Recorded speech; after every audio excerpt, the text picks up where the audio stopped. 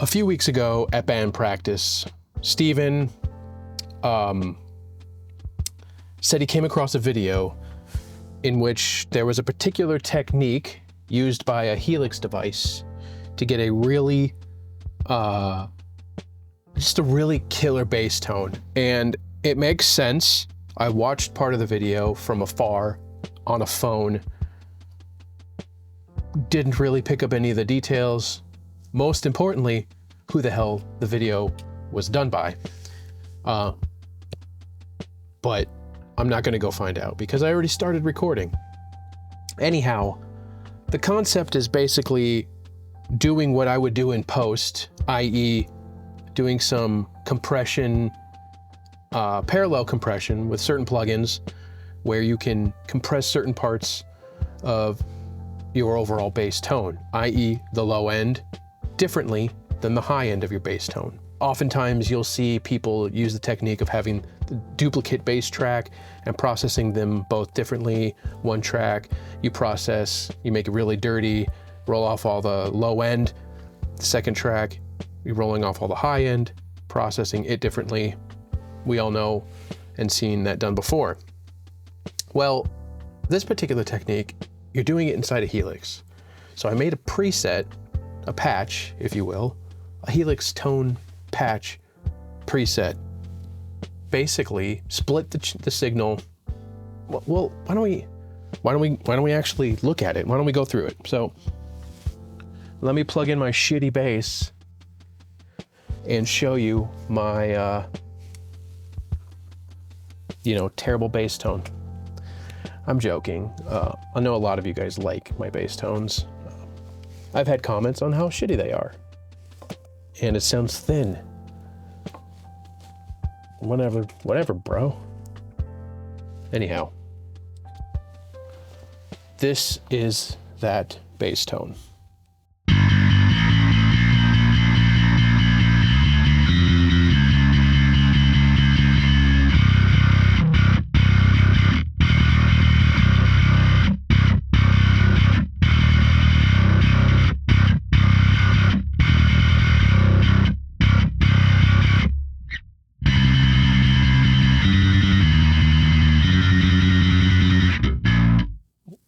Caught my finger on it. But anyway, gnarly.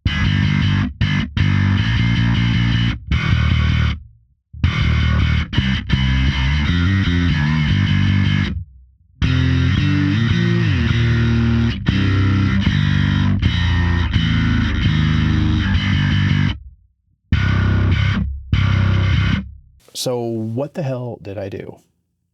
Let's go over that. First of all, we're here inside of HX Edit. I'm using the full-size Helix because it looks like there's a lot going on, but most of it's just like kind of quieting down things. I got some noise gates because that is probably my shitty Squier bass, right? Or dirty power, but more than likely it's dirty power in an old house.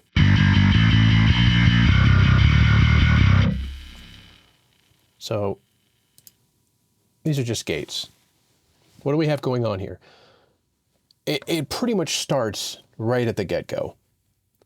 So we have our guitar in, I have the gate on, and then we have this first split. And what we're using is the split crossover. I have it set to 250.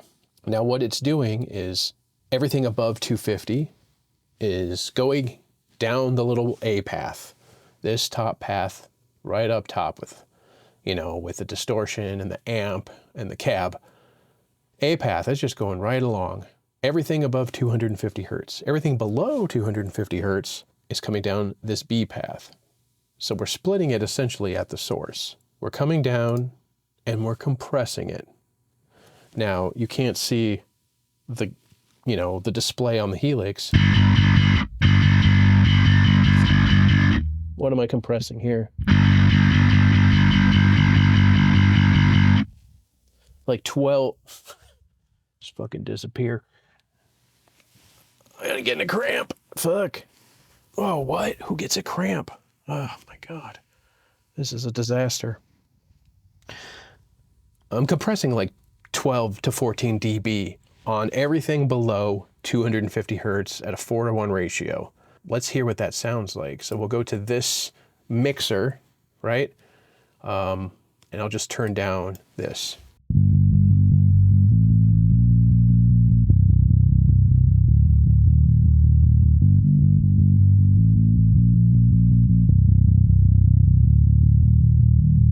It's just the low end, right? But one thing you don't notice is you don't notice any fartiness, you don't notice any clipping, you don't notice any just unfavorable things happening because we're compressing it. We're basically making a, if we're looking at waveforms, we're making it a big old sausage. Now let's take a look. I have this set up so where we can monitor the bass through Studio One and then through Pro Q. And again, a lot of guys, they would track a bass, duplicate it, and just roll off the high end and process just the low end of one of the bass tracks. We're doing that within the Helix. So let's see where this fundamental is.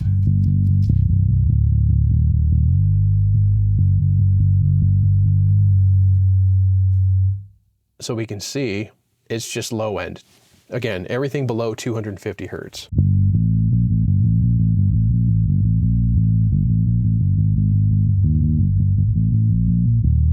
Obviously, you can see some stuff happening above. I don't know exactly what the curves are on the Helix, but Bob's your uncle. It doesn't make any sense. Now, if we go the other way, so I have this at negative 1.5 dB, so remember that, everybody.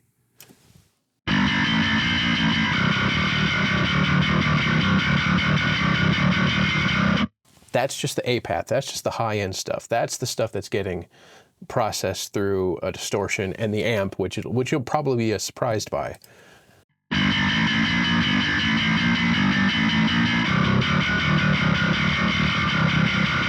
There's shockingly more low end than I thought was going to be there, but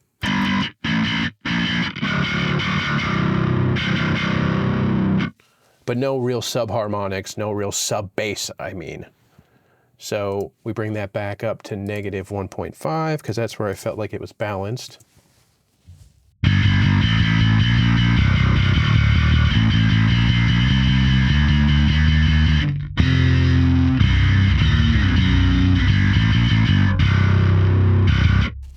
Like I was saying before, we have it split here, split crossover, everything below 250 hertz is coming down this path being compressed. Then it's coming back up and mixing right before the cab. So I'm sending it through the cab. So we're not getting like a DI kind of a tone. We're getting a bass tone through a bass speaker. It's actually a dual cab with two different cabs. I got the 8x10 SVT, which is an Ampeg 8x10, and the 2x15 Brute, which I think is, I don't know what it is. Should have probably looked that up. I'm using the 67 condenser on the 2x15, and I am using the D6 dynamic on the 8x10, and I'm also rolling off some high end, 8K for the 8x10, and 6K for the 2x15. If I don't do that, and we just listen to, let me bring this level down.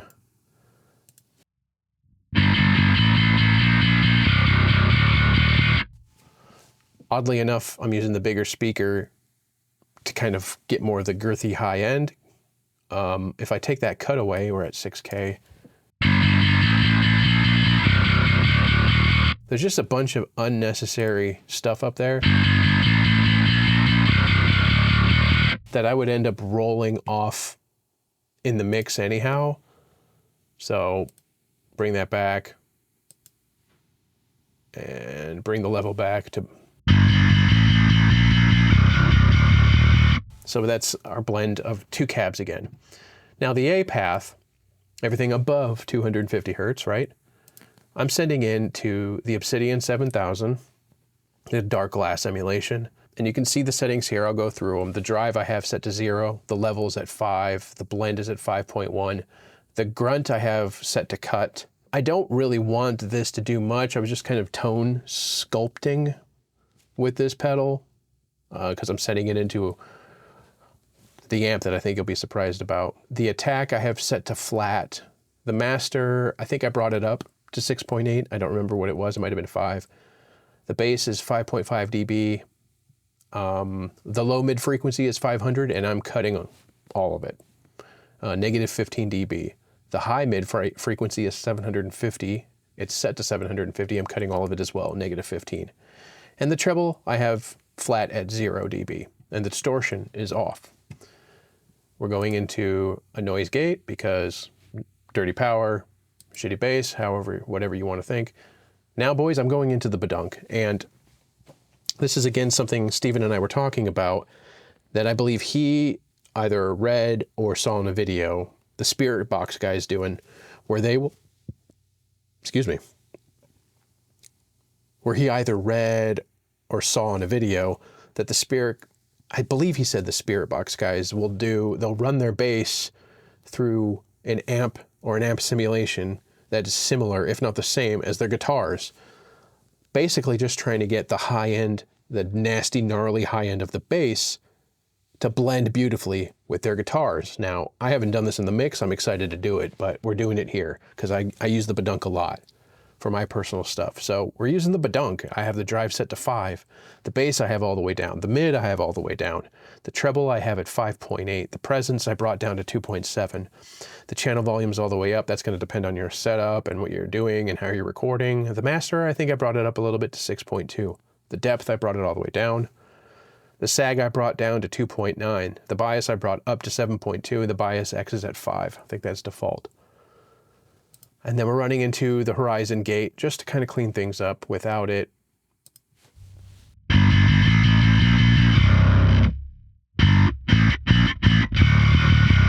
Might not need it, but it's there. Just really tightens things up. And then again, we're mixing everything, and I have the low end, everything below 250. That path, the B path, I have that negative 1.5 dB because there was too much low end. I wanted to blend it a little bit more and kind of get like almost an even peak between the low end and the high end on the EQ.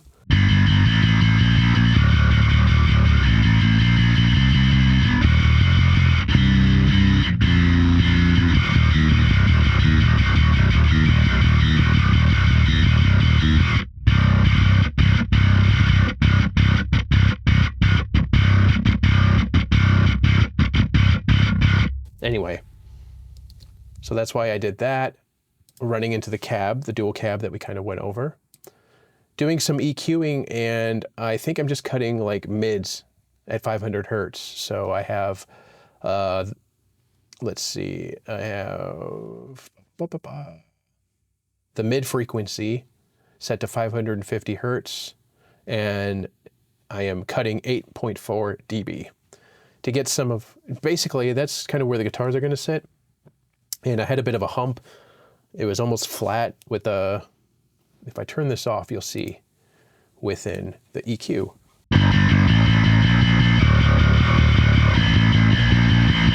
And you can see this is where I have this dot here. To me, to my ears, and with my headphones, sounds just like there's too much mid happening there. So turn this on, scoop that out.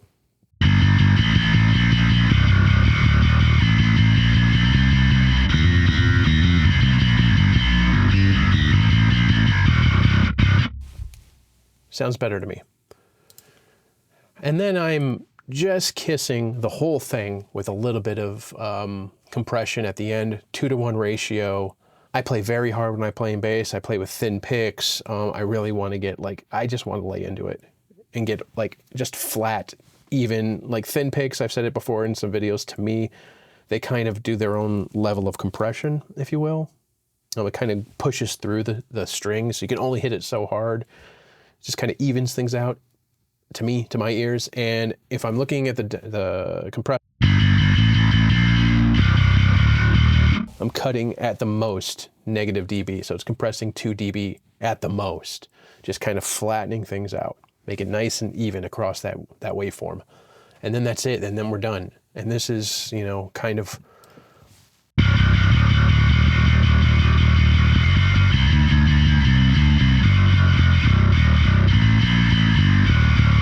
It's even.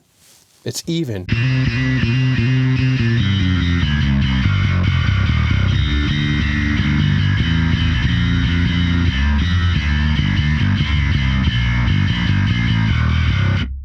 Now this kind of, forgive the air conditioning turning on, this kind of tone's not going to work for everything. It's not going to work for everyone, and I know plenty of people will have plenty to say, but I love a gnarly bass for the stuff I write, and this is just basically doing a lot of the things that I would end up doing in the mix.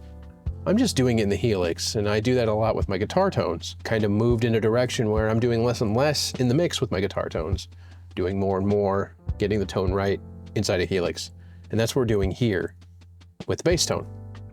And I think it sounds rad. Apologies for not having like the references that kind of like spawned the idea. If I remember to ask Steven before I edit this, and I'll post down below where he found this stuff. And we did this on the HX Stomp for our bass player's tone in the band, and it sounds rad. It's real clean, it's real like just even sounding, and it's punchy, you know, it cuts, and this is fucking sick. I love this technique. I know it's been kicking around. I'm late to the game big time with this kind of a thing, inside a Helix at least. This is rad. I hope you guys think this is cool. If you don't, that's fine. It's all good. We don't have to like the same things all the time. But anyway, I just wanted to show you guys that because I thought it was really cool. I've been meaning to make this for a few days. I just finally had some time to do it. So this is probably like my next bass tone, quite honestly. All the settings are here. And you know what? I'll leave a link. You guys can have this. I don't care. It's fine. I don't need to make money off of everything. But by all means, I have other presets on my webpage. But this is just, you know, play with it. I know not everybody's going to use it because I'm using a lot of blocks. Mainly because, you know, probably don't need half of these gates depending on your bass, but I'll make this available to you guys. If I don't, leave a comment, remind me that I said that in this video. I've, in the past, forgotten to put links or upload stuff, so I'll provide this for you. You can have it. I don't care. Shout out to those people who, like, inspired Steven to look this up and fuck with it at band practice, which then inspired me. Again, if I find that information, I'll leave it down below. And I hope you guys can kind of see this and play around with it and just do some experimenting of your own. So, cut and dry. That's this video. I hope you guys dig it. Thanks so much for watching. I appreciate you. Thank you for, like, really kind of an amazing response to the last video. Just for the record, you know, I wasn't trying to piss anybody off. Expensive, pretty guitars are fucking great. This is my Squier bass that I was kind of referencing in that video. I love this thing. It is not a super great bass. I mean, it's you know what? It's fine. It does it for me. One day I would like a nicer bass, but that's beside the point. The point I was trying to make is thank you guys for all the like, just the nice comments. A lot of good conversation really happening. There was only a few guys that really got butthurt by the video. The last video I'm referring to, the Squier video, which is to be expected. You're not going to please everybody, but mostly there was good conversations, a lot of good examples of great artists who use more affordable kind of gear, especially the Squier. My point wasn't necessarily to like make it a Squier thing, but it was the only example I had. Anyhow, thank you for the conversations in the comments. That was cool to see. Overall good conversation, even if there was some disagreeing happening. And yeah, a few people decided to make it political, which no, don't, like, doesn't matter. Stop. You don't know anything just as much as I don't. So anyhow, thank you guys for watching, and see you in the next one.